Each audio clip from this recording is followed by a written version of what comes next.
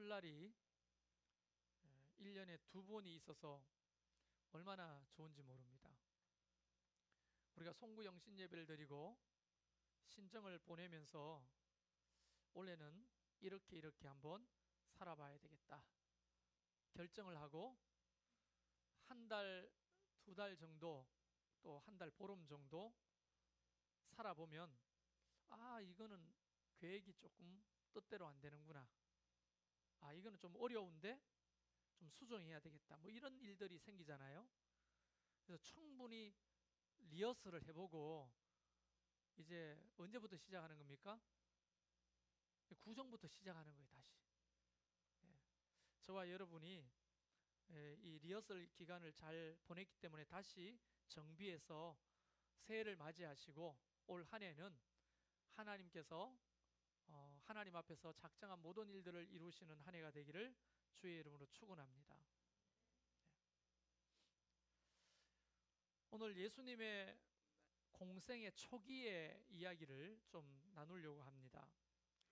본격적인 공생애가 시작되었습니다. 30살부터 공생애가 시작되죠. 30 이전까지는 역사 속에 등장되지 않고 조용히 그냥 자연인으로 사시다가 나이가 30세가 될 때부터 이제 자신을 사람들에게 하나님의 아들로 구원자로 계시하시면서 공적인 삶을 사시기 시작했습니다. 그 나이가 30세입니다. 그래서 그 기간을 우리는 공생애라고 말합니다. 그 공생애가 시작됐는데 첫 사역지는 갈릴리 주변 동네였습니다. 이 갈릴리 호수 주변에 마을들이 옹기종기 모여 있었는데 그 동네를 다니시면서 말씀을 가르치고 많은 병자도 고쳐주셨습니다. 그러니까 그 갈릴리 주변의 마을들은 정말 복받은 거죠. 그런데 예수님이 가는 곳곳마다 기적과 표적이 일어나니 사람들이 환호할 수밖에 없죠. 그래서 사람들이 많이 따라다녔는데 오늘 5장 1절에 무리가 몰려왔어 이렇게 되어 있습니다. 이 몰려오다는 말이 옛날 성경에는 무리가 옹호하여 이렇게 표현하고요. 오늘은 몰려왔다는 이 말이 얼마나 많은 사람들이 모여왔냐면 이 에피케이마이라는 말을 쓰는데요. 이 에피케이마이라는 말은 함부로 쓰지 않아요. 사람들이 막 밀치고 붙들고 난리통이라는 말입니다. 한국말로 하면 무리가 많이 왔나 보다 이렇게 생각하는데 헬라어 원문으로 보면 사람들이 밀치고 잡아 당기고 막 싸움이 벌어지고 사람이 많아서 그런 상태일 만큼 사람들이 많이 모였다는 겁니다. TV도 없고 핸드폰도 없던 그 시절에 병자를 고치고 귀신이 떠나가는 모습을 본다는 것은 정말 재미있는 구경거리겠죠. 그리고 그분이 전하는 하나님의 말씀은 이전에 회당에서 랍비들에게 들어보지 못한 너무나 차원이 높은 너무나 귀한 그런 말씀들이 있기 때문에 사람들이 인산인해를 이루었다는 겁니다.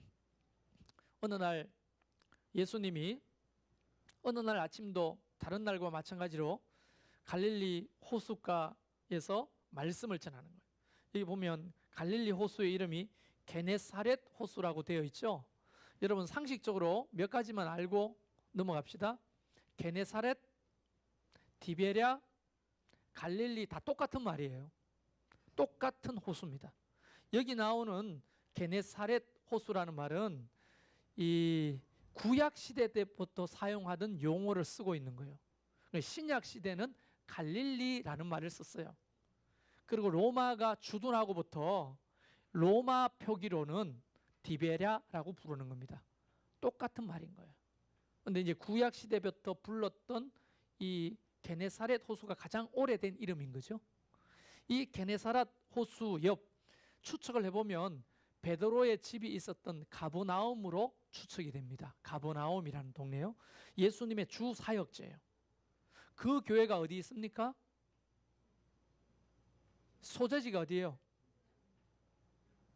여러분 우리 교회 소재지도 몰라요? 어디 있죠? 네, 진접 아닙니다.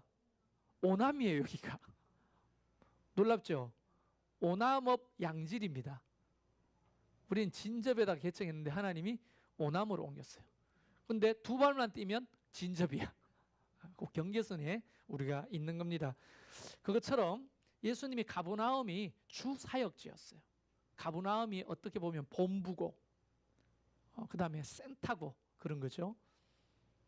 근데 아침에 부둣가에 가까이 갔더니 배 두 척이 밤새 고기를 잡고 돌아와서 이제 정비를 하고 있는 겁니다. 근데 예수님이 오늘 두 척이 있는 것을 보셨다 했어요. 이 보신다는 말은 주목했다는 겁니다. 목적을 가지고 봤다는 거예요. 그냥 석 보니까 두 척 있네 이게 아니고 그 두 척을 유심히 보셨다는 거예요. 주목해서 어떤 목적을 가지고 보신다는 거예요. 여러분 오늘 이 예배도 하나님께서 여러분을 이 두 척의 배를 보시듯이 주목해서 여러분 한 분 한 분을 보고 계심을 믿으시길 바랍니다. 말하지 않아도 여러분의 상태가 어떤지 하나님 다 알아요. 여러분의 삶이 어떤지, 어떤 어려움 가운데 있는지 우리 다 아시는 하나님이에요. 딱 보고는 한 배를 향해 걸어가셨어요. 그리고 그 배는 누구의 배냐면 바로 시몬 베드로의 배였습니다. 그리고 배 위에 훌쩍 올라타고는 해변에서 조금 뛰기를 청하셨어요. 그리고 배 머루에 걸터 앉으셔서 많은 사람들에게 말씀을 전하는데 왜 배에 올라타 앉아서 전하셨을까 보면 아까 전에 무리가 많았다는 말이 뭐라고 했어요? 에피케이마이, 사람들이 밀치고 땡기고 시끄럽고 하니까 말씀을 전할 수 있는 환경 자체가 아니에요. 그래서 물에서 조금 배를 띄고 뱃머루에 앉아서 말씀을 전할 요량인 거죠. 그리고 그때는 해풍이 불어와서 저 육지로 불어가기 때문에 바다 쪽에서 설교를 하면 멀리까지 들리는 거예요. 저녁에는 주로 산 위에서 설교를 하시죠. 그러면 바다로 불어 내려가는 바람 때문에 밑에 앉아있는 사람들이 목소리를 멀리까지 크게 들을 수가 있어요. 그래서 주님의 설교는 주로 오전은 바닷가에서, 저녁은 바로 언덕배기에서 말씀을 전했던 겁니다. 스피커, 마이크가 없었던 시절에 굉장히 지혜로운 선택이셨겠죠. 그래서 말씀을 전하시기 시작하는 거예요. 근데 그 말씀을 전하셨는데 그 말씀을 다 마치시고 그 배의 주인인 베드로에게 이렇게 말합니다. 깊은 데로 가서 그물을 내려 고기를 잡으라. 딴 생각하지 마시고 잘 보세요. 잘 들어보세요. 딴 생각하지 마시고 지금 벌써 갈릴리로 가 계시는 분도 계시는데 여기를 잘 보시길 바랍니다. 근데 베드로가 이렇게 말합니다. 밤이 새도록 수고하였는데 잡은 것이 한 마리도 없습니다. 자기 상황을 이해했어요. 그리고 말합니다. 그러나 말씀에 의지하여 내가 그물을 내리겠습니다. 자, 여러분에게 퀴즈 드리겠습니다. 이 말씀은 어떤 말씀을 의지한다는 뜻일까요?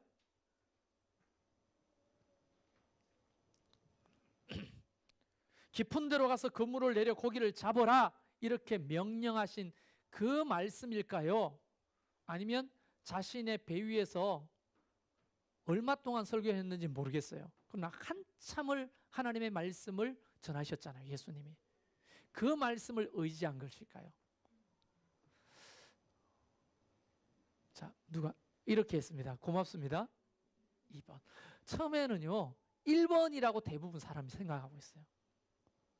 깊은 데로 가서 그물을 내려 고기를 잡아라 라고 했던 이 짤막한 한마디의 말씀을 의지하여 가겠다는 뜻으로 받아들였는데요. 실제로는 예수님의 설교를 자기 배에서 가장 가까이에서 설교를 다 들었어요. 예수님이 전하시는 말씀을. 그 말씀의 내용인 즉슨 성경에는 소개되지 않았지만 예수님 늘 하나님의 나라의 복음을 전하셨다고 되어 있거든요. 여러분 로마서 10장 17절에 보면 그러므로 믿음은 들음에서 나며 들음은 그리스도의 말씀으로 말미암았느니라 라고 하는 말씀이 있습니다. 하나님의 예수님이 설교하시는 내용을 가만히 듣고 있으니까 뭐가 생겨나냐면 그분에 대한 믿음이 생겨나는 거예요. 말씀을 듣고 있으니까 갑자기 그 말씀 앞에 제압당하는 거예요. 하나님의 말씀은 히브리서 4장에 어떻게 표현되고 있느냐면 하나님의 말씀은 살았고 운동력이 있어 사람의 심령과 골수를 쪼개고도 남음이 있다고 했어요. 하나님의 말씀은 반드시 일을 하시고 돌아오는 거예요. 그 말씀을 들으면 믿음이 생겨나지 않을 수가 없는 거예요. 만약에, 자, 추측입니다. 만약에 예수님께서 설교하지 않고 그 배 위에 올라타자마자 야, 베드로야, 깊은 데로 가서 그물을 내려봐 하면요, 픽 웃고 말았을 거예요. 그런데 하나님의 말씀을 가까이에서 계속 듣다가 보니까 신뢰가 생기고 믿음이 생기는 거예요. 그래서 하나님의 말씀은 귀담아 듣는 것이 중요합니다. 여기서 졸잖아요. 웅와 웅와 웅와 이런 소리는 들려도 무슨 소리인지 안 들리잖아요. 딴 생각을 하면 웡웡웡 목사가 지금 떠들고 있구나 이 정도지 무슨 말인지 안 들리잖아요. 그렇죠? 히어링이 아니라 리스닝을 해야 되는 거예요. 잘 무슨 뜻인지 들어야 믿음이 생기는 거예요. 이 믿음은 힘이 있는 거예요. 믿음은 굉장히 강력한 힘을 가지고 있는 거예요. 할렐루야.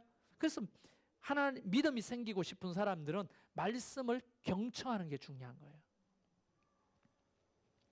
자, 그 말씀은 아마 이런 말씀이었을 겁니다. 이거는 제 추측입니다. 우리는 죄인이다. 그래서 우리는 죽을 수밖에 없는 비참함에 이르렀다. 그러나 하나님이 우리를 버리지 않고 사랑하셨다. 그래서 우리를 그 사망 권세에서 구원하시기 위하여 나를 보냈다. 나는 곧 하나님의 아들이요 메시아다. 나를 믿고 따르는 자는 구원을 얻을 것이다 라고 하는 하나님의 나라의 복음을 쫙 아마 설교하셨을 거예요. 그 무리들이 막 떠들고 밀치다가 갑자기 조용해지기 시작합니다. 심각합니다. 베드로도 그물을 깁다가 경청하기 시작합니다. 이전에는 한 번도 들어보지 못한 말씀이에요. 그러니까 그분이 다르게 보이기 시작하는 거예요. 그 말씀이 내 믿음을 만들기 시작하는 거예요. 그래서 그 설교를 쭉 듣다 보니까 베드로 속에 어떤 믿음이 생겼느냐 하면 말씀하시는 예수님에 대한 확신이 생기는 거예요.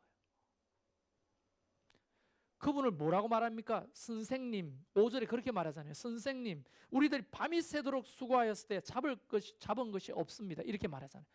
여러분, 여기서 선생님이라고 하는 단어는요, 그냥 조금 높은 사람들에게 부르는 말이에요. 우리가 조금 남자분들 특히 다른 남자분들하고 이야기할 때 뭐라고 불러요? 사장님 이렇게 부르잖아요. 저도 어디 가면 목사님이라고 안 부르고 사장님 소리를 그렇게 많이 들어요. 제가 사장처럼 생겼어요?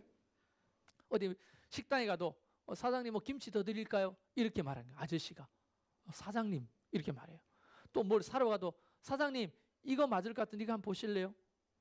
이 사장이라는 것은 진짜 사업을 하기 때문에 업체 사장이라는 뜻이 아니라 우리나라에 소위 일반 중년 남자 이상의 사람들 향해 부르는 높임말이잖아요.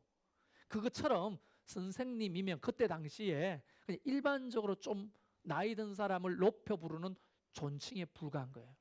그런데 나중에 이 설교를 듣다가 어떻게 변합니까? 주여라고 호칭이 변합니다. 이 주여라는 말은 퀴리오스, 하나님을 향해 부르는 단어라는 거예요. 예수님의 설교를 듣다 보니까 그분이 누구신지에 대한 확신이 생기는 거예요.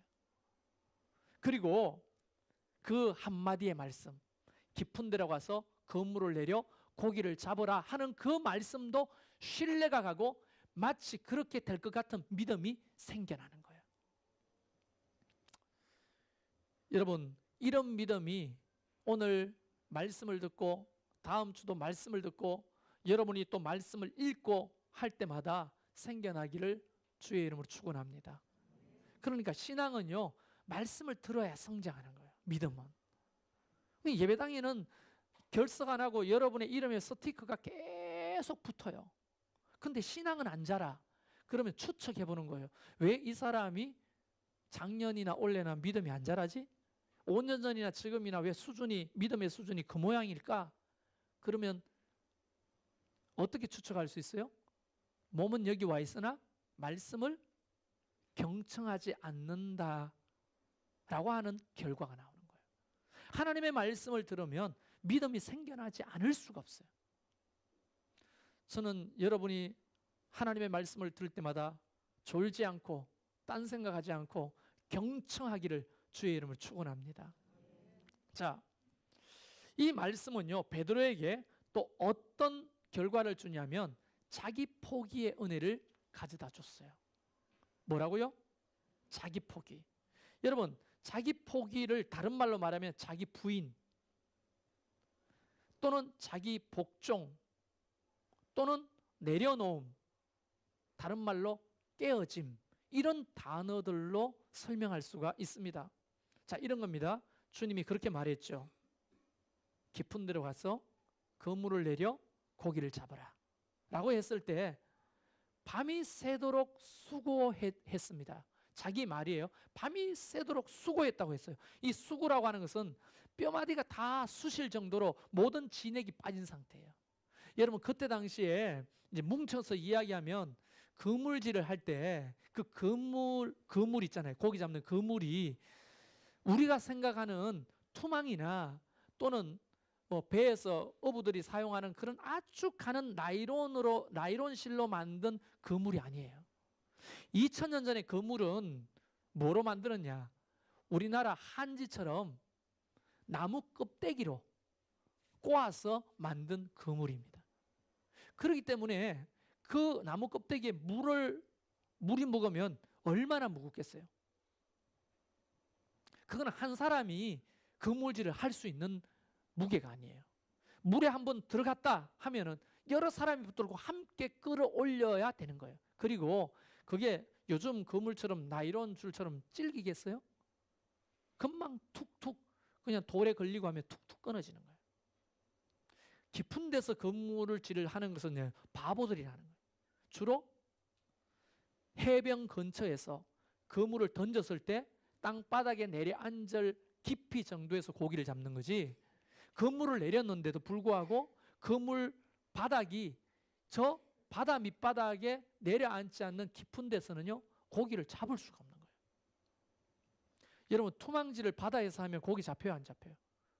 투망 있잖아요. 이렇게 펴서 던지는 거를 깊은 바다가 푸른 바다 있잖아요. 깊이를 알 수 없는 그곳에서 이렇게 던지면 고기가 잡혀요, 안 잡혀요? 투망질은 어디서 합니까, 주로? 이게 얕은, 그게 추가 달렸기 때문에 고기가 도망가기 전에 바다까지 내려앉아야 되잖아요. 그런 데서 고기를 잡는 거예요. 그러니까 얼마나 고된 육체적 노동인지 몰라. 근데 몸이 파김치야. 그런데 또 깊은 데로 나가서 그물질을 해라는 거예요. 할 수 있겠어요? 근데 자기의 육체와 마음을 포기하고 순종하게 되는 거예요. 그 믿음은. 여러분, 성경에는 그물을 싣고 있다고 되어 있어요. 다른 복음서에는 그물을 깁고 있다고 되어 있어요. 뚝뚝 끊어진 그물을 다시 깁고 내일 그물질을 해야 되기 때문에 다시 싣고, 이렇게 다 정비해 놓은 그 그물을 다시 나가서 던져버리면 다시 그물을 깁고 씻어야 되잖아요. 이 보통 노동입니까? 한 일이 또 다시 해야 되는 수고로움을 가져야 되잖아요. 그런데도 불구하고 베드로는 기꺼이 그물을 배에 싣고 깊은 데로 나갔다는 거예요. 자, 그 다음에 더 중요한 건 이겁니다. 자기 경험과 지식을 하나님의 말씀 앞에 포기하는 거예요. 이 고정관념이죠, 일종의. 하나님의 말씀과 제일 부딪히는 게 뭐냐면 우리가 가지고 있는 고정관념이거든요. 여러분 생각해 보세요. 베드로는 어릴 적부터 아마 자기 아버지를 따라 고기를 잡는 일을 했던 잔뼈가 굵은 어부였을 거예요. 그러면 반드시 그물질은 어디에서 해야 됩니까? 깊은 데서 할 수가 없는 거예요. 그 어부의 관점으로 예수님의 이야기를 들으면, 아, 저 사람 보니까 고기 잡은 적이 없네. 아, 저 사람은 내가 소문에 듣자니까 목수였지. 고기를 잡아본 적이 없는 목수였지. 그 목수가 평생 고기 잡이를 한 어부한테 깊은 데로 가서 그물을 내리라 하는 말을 순종하기가 쉽겠느냐는 거예요. 그가 가지고 있던 이 고정관념을 하나님의 말씀을 들으니까 내려놓게 되려는 거예요. 근데 우리는요, 지금도 보면 이 고정관념을 가지고 하나님의 말씀을 전부 다 이렇게 갈려서 들어요. 그러니까 하나님의 말씀이 안 들어오는 거지, 마음에. 여러분, 제가 그 수맥에 대한 이야기를 합니다. 이 엘로이드 또는 기억자라고 하는 이 짝대기를 들고 수맥을 향해 가다 보면 수맥파 위에서는 이게 X자 크로스가 돼요. 그래서 이걸 들고 몇 번 했더니 어떤 성도들이, 목사님 그거 안 했으면 좋겠습니다. 이상해요. 목사가 그거 들고 있는 것이 이상하다는 거예요. 그리고 말을 합니다. 우리가 알고 있는 풍수지리라고 하는 이 고정관념 때문에 수맥파라고 하는 개념 자체를 모르면서도 오해하는 거예요. 여러분, 수맥파에 대한 논문은요, 네이버만 쳐도 너무 많이 나옵니다. 이 수맥파는 지구의 내핵으로부터 올라오는 방사선의 일종이에요.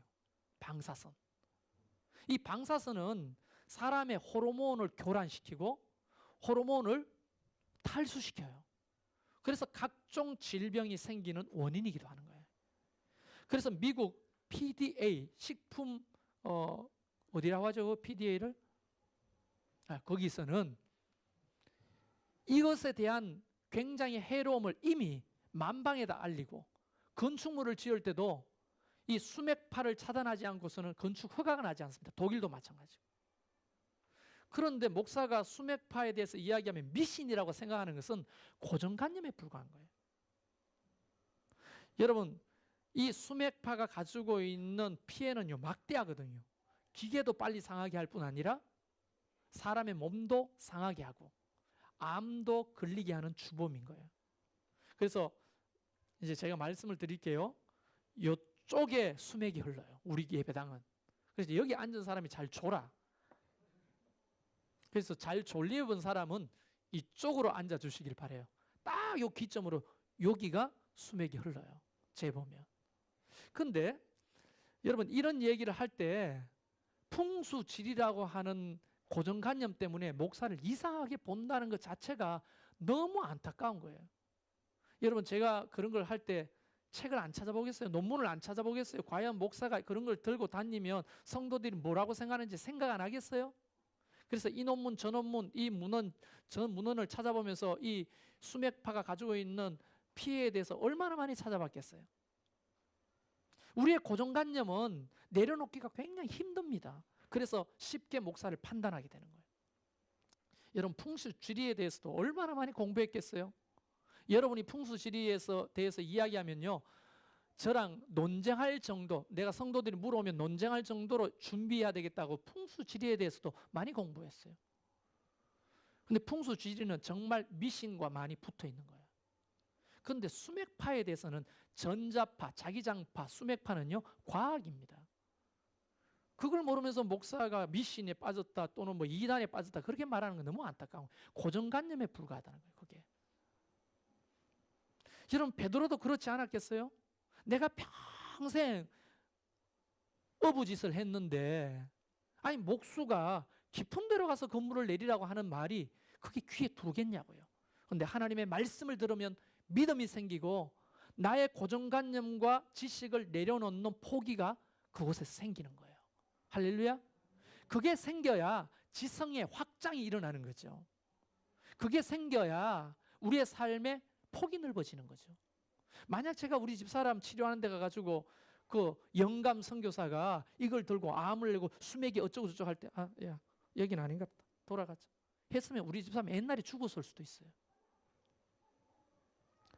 집에 와가지고 또 찾아보고 또 찾아보고 또 공부하고 또 공부하고. 근데 내 고정관념이 그걸 못 받아들이는 거야, 처음에. 아닌 것 같은데.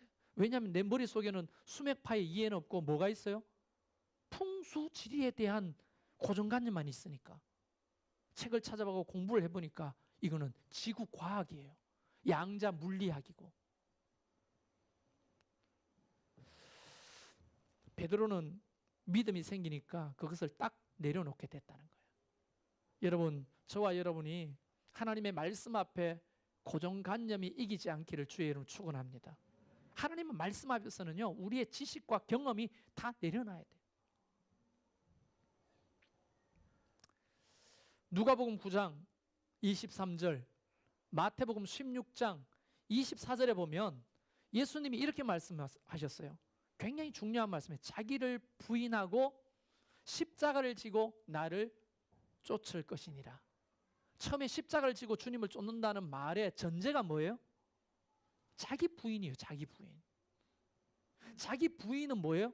내가 그동안에 경험했던 거, 알고 있었던 거, 내 고정관념을 내려놓고 열린 귀와 눈으로 먼저 보라는 겁니다.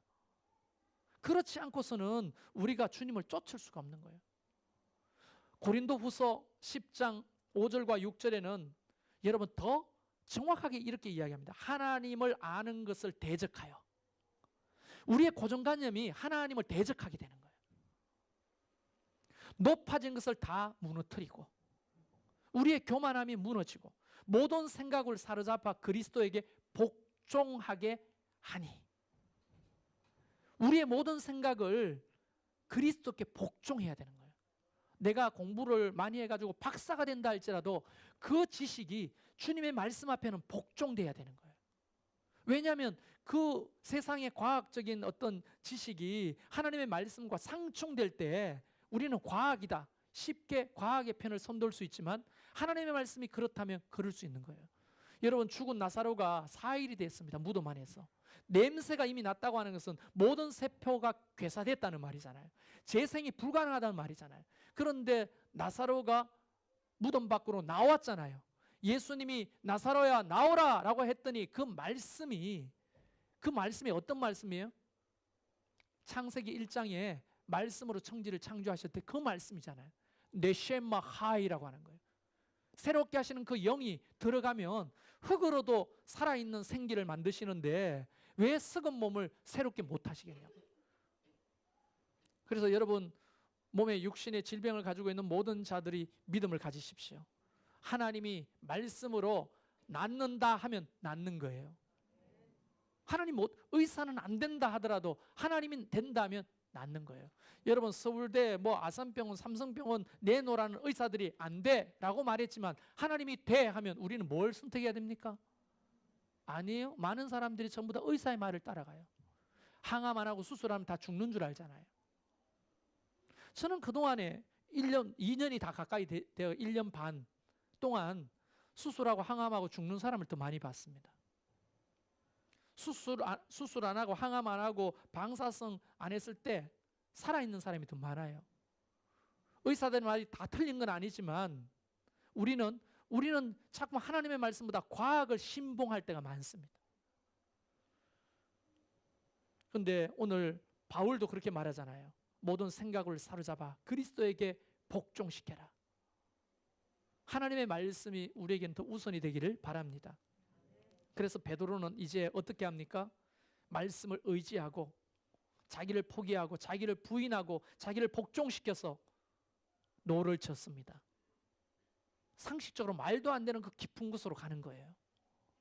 그리고 그 깊은 곳으로 가서 깨끗하게 씻어놓은 그 그물을 다시 물에 던져 넣습니다. 사람들은 전부 다 고개를 흔듭니다. 왜 저래? 형님 왜 저래? 결과가 어떻게 됐습니까?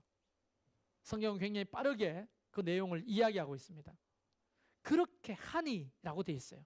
그렇게 하니. 여러분, 이 말이 굉장히 중요한 말이겠죠? 그렇게 하니. 그렇게 하니 어떻게 됐다고요? 그렇게 하니 고기를 잡은 것이 심히 많아 그물이 찢어지는지라. 그렇게 하니, 말씀을 의지하여 순종하니 그물이 찢어질 만큼 고기가 잡혔고 동무들을 불러서 2배가 와서 그것을 건져내는데 너무 많아 찢어질 정도였고 2배의 고기가 가득 찼다고 되어 있습니다. 잡힌 물고기 수가 어마어마했겠죠. 근데 그 물리적인 결과에 사람들은 놀라고 환호했다고 되어 있습니다. 물고기가 많이 잡힌 것이 놀랍고 그 놀라운 것에 사람들이 환호했다고 9절에 이야기하고 있습니다. 그런데 오직 한 사람은 달랐습니다. 잡힌 물고기, 물리적인 결과가 아니라 영적인 결과를 얻게 되는 거예요. 순종은. 베드로는 자기 자신을 죄인임을 깨닫게 되는 영적 각성을 얻게 되는 거예요. 말씀을 전하는 그분이 선생님이 아니라 하나님이심을 알게 됐다는 거예요. 주님이 자기를 부르실 때 그 부르심의 가치를 알고 모든 배와 그물을 버려두고 주님을 쫓을 수 있는 순종을 얻게 됐다는 거예요. 여러분, 물리적인 결과는요, 그게 자꾸 끌리면 기복적 신앙으로 빠지게 되는 거예요. 여러분, 500리어의 기적 기억하십니까? 사람들이 물고기 2마리, 보리떡 5개로 5,000명을 먹이고 12광주리가 남는데 환호했어요. 그리고 새벽같이 사람들이 또 얻어먹으려고 그 기적을 보려고 주님 앞에 왔을 때 주님이 그들에게 책망을 하시면서 이렇게 말했죠. 너희들은 기사와 표적만을 구하는 자로다. 내가 이제 너희에게 보여줄 것이 없다. 그 말은 물리적인 축복만 자꾸 바라지 마라. 나는 그것을 위해 온 자가 아니라는 거예요. 그리고 내가 곧 생명의 떡이요 내가 곧 음료다. 나를 먹고 마셔라. 그렇게 말씀하시잖아요. 그걸 거기에 온 사람들이 이해할 리가 없었겠죠. 그 영적인 의미를 이해할 리가 없었겠죠. 근데 베드로는 물고기 잡힌 것도 놀랍지만 그게 다가 아니라 영적인 각성과 하나님이 누구신 것을 깨닫게 되고 부르심의 가치를 알게 되는 영적인 은혜를 덧입었다는 거예요. 그리고 주님이 이렇게 말씀하시잖아요. 무서워하지 마라. 여러분, 무서워하지 마라라는 단어는요, 구약 성경에 굉장히 많이 나옵니다. 주의 사자나 하나님이 직접 나타났었을 때 사람들의 반응을 향해 늘 주의 사자나 하나님이 무서워하지 말라고 말했거든요. 하나님 앞에 써 있는 인간에게 주로 사용하는 표현이에요. 베드로도 하나님을 만나고 떨었다는 거예요. 고기가 많이 잡혀서 뜬 게 아니라 바로 그렇게 명령하신 말씀하신 그분이 하나님이라는 것을 알고 떨었다는 거예요. 주님이 말합니다. 무서워하지 마라. 그리고 이후로는 네가 사람을 낚는 어부가 될 것이다. 예, 엄청난 축복이죠. 고기 잡는 자, 물리적인 축복을 얻는 자가 아니라 사람을 낚는 전도자, 수많은 영혼을 구원하는 영적인 전도자가 될 것임을 이야기하고 계시잖아요. 그런데 우리는 다 어떻게 해요? 물고기 많이 잡히기를 원하고 오늘도 교회 나오시는 분 계시잖아요. 그렇죠? 찔리죠? 근데 주님 앞에 이것을 요구하면 하나님이 야 제발 그만해. 또 물고기 타령이야? 내가 지난번에 많이 작게 해줬잖아. 아니 또 필요해요. 또 하나님이 또 한 번 더 많이 작게 해주셔. 그럼 나중에 더 이상 그것을 구하지 않을까요? 또 구할까요? 사람은요 욕심이 끝도 없는 거예요. 주님을 어떻게 하냐면 알라딘의 램프의 지니처럼 생각하게 됩니다. 알라딘 램프 하면 지니가 연기처럼 나오죠. 무슨 소원을 드릴까요? 이거 해달라, 이거 해주고, 저거 해달라, 저거 해주고. 하나님이 이야기 속에 나오는 지니 같은 그런 존재가 아니죠. 하나님은 우리를 구원하시고 하나님의 뜻을 이루시는 영이신 분이시잖아요. 그럼 우리는 자꾸 물리적인 어떤 요구, 혜택, 복만을 원하는 겁니다. 그게 필요 없다는 말이 아니에요. 우리에게 있어야 될 것이 있어야 되는 줄 하나님이 더 잘 아시죠.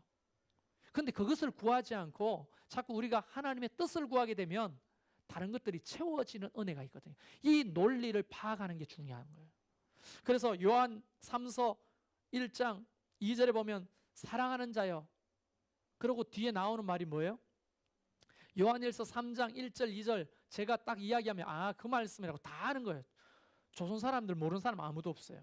사랑하는 자여, 내 영혼이 잘됨 같이 범사가 잘되고 강건하기를 내가 간구한다. 영혼이 잘 돼야 돼요. 영적인 것이 준비되고서야 범사에 필요한 물리적인 복들이 채워지는 거지. 그릇이 준비되지 않는데 어떻게 거기에 복을 담는다는 거예요. 자, 여러분이 돈을 사용하는 지혜와 능력이 없는데 로또가 되면 그 로또가 복이겠어요? 저주겠어요? 여러분, 돈에 대해서 맨날 노름이나 하고 술이나 먹고 다른 짓거리를 하는데 돈을 가지고 로또가 됐어요. 그럼 내가 이야기하는데 이것은 어디에 근거를 뒀냐면 로또의 역사라고 하는 책에 보면 많은 사례들이 나오는데요. 그 대부분의 내용이 뭐냐? 로또가 되면 대부분 3분의 2가 이혼합니다. 특히 여자들이 이혼을 요구한대요. 왜냐하면 돈 때문에 남편이 돈 벌어오니까 겨우 참고 살았는데 이제 내 통장에 돈이 20억이 들어오니까 니하고 살 필요가 없는 거지. 그래서 이혼한대요. 가정이 파괴됩니다. 자식들이 상처를 받게 되는 거예요. 내가 물질을 다스리는 능력과 인격이 없는데 돈이 들어오는 것은요, 복이 아닌 거예요. 다시 말하면 영혼이 잘 된다는 건 뭐예요? 하나님의 말씀에 반응할 줄 알고 하나님의 뜻을 알고 내가 누군지 알고 하나님을 바르게 하는 영적인 깨달음과 각성이 있을 때 내 삶에 물질이 오고 명예가 오고 권력이 와도 그것을 하나님의 영광을 위해 사용할 수 있게 되고 그것이 나에게 복이 되지 저주가 되지 않는 거거든요. 그래서 영혼이 잘 돼야 되는 거예요. 그릇이 준비되면 준비된 자에게는 하나님이 마음껏 부어주시는 거예요. 베드로가 3년 동안 주님 따라다니면서 이게 잘 준비가 안 됐죠.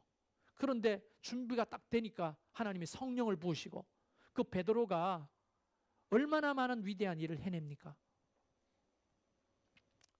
일개 역사 속에 이슬처럼 사라질 업으로 살다가 말았겠지만 그가 영혼이 잘 되고 믿음으로 세워지니까 역사가 바뀌잖아요. 그 한 사람 때문에.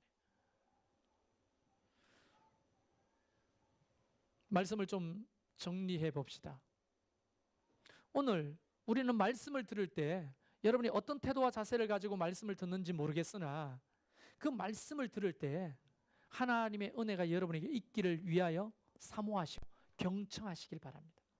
이 하나님의 말씀을 들으면 반드시 믿음이 생겨요. 이 믿음은 자기 포기의 결과를 가지고 옵니다. 자기 포기라고 하면 하나님이 통치와 다스림이 나를 통해 드러나는 상태를 말하는 거예요. 내가 깨어지지 않고 살아있으면 어떻게 해요? 하나님 저기 가겠어요. 내가 할게요. 하나님 그거 싫어요. 이게 좋아요. 하나님을 뒷방 영감 정도로 생각하게 되는 거예요. 하나님의 통치와 다스림에 순응하는 자가 되는 거예요. 나를 내려놓는 것은. 그래서 말도 안 되지만 말씀에 의지하여 그물도 내리고 말씀에 의지하여 깊은 데로도 가고 말씀에 의지하여 순종하게 되는 거예요. 그때 기적과 표적이 우리의 삶 가운데 있는 거예요. 수학하고 똑같아요. 1 더하기 1은 2예요. 이건 만고 진리잖아요. 법칙이잖아요. 그것처럼 우리가 먼저 하나님 말씀을 듣고 믿음이 생기면 하나님의 통치와 다스림이 있는 상태가 되면 하나님의 복이 따라오는 거예요. 어디가 뭐 때문에 뭐가 잘못됐는지 우리 자신을 좀 돌아볼 수 있기를 바라겠습니다.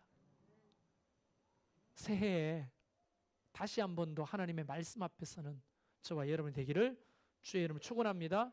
우리 오늘 이 말씀 생각하면서 같이 주님을 예배하고 좀 기도하는 시간을 갖고 싶습니다.